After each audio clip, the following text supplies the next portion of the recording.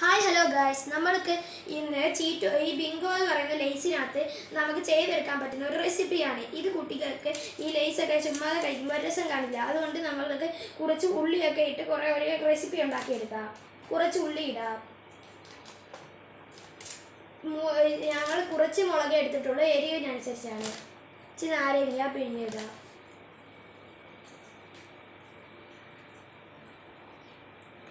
കുറച്ച് കരിയാപ്പില ഇട്ടു. അങ്ങനെ നമ്മുടെ സാധനം റെഡി ആയിട്ടുണ്ട്. ഇനി നമുക്കിത് കെട്ടി വെച്ചിട്ട് റബ്ബർ ഇട്ട് വെച്ച് വെള്ളത്തിനകത്ത് വെക്കണം, ചൂടുവെള്ളത്തിൽ. അങ്ങനെ ഇത് റെഡിയാകും. നമുക്ക് ഒരു റബ്ബർ എടുക്കണം. നമ്മളിതാ ഈ ലേസ് കെട്ടിയെടുത്തിട്ടുണ്ട്. ഇത് നമുക്ക് വെച്ച് കൊടുക്കാം. ഒരു 10-20 മിനിറ്റ് കഴിയുമ്പോഴത്തേക്കും ഇത് നമുക്ക് ചൂടായി കിട്ടും. നമ്മളത് ചൂടാക്കിക്കൊണ്ടിരിക്കുകയാണ്.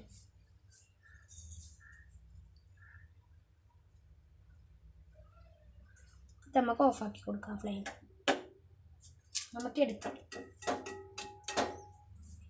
ഒരു പാത്രത്തിലേക്ക് മാറ്റാം.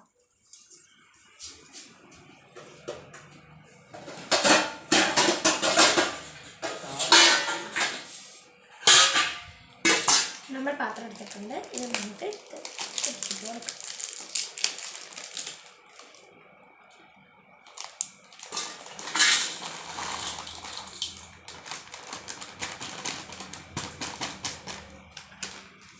നമ്മളുടെ സാധനം ഇവിടെ റെഡി ആയിട്ടുണ്ട്. നമുക്കിത് കഴിക്കാം. ആദ്യം തന്നെ അണിയിപ്പിച്ച് കൊടുക്കാം.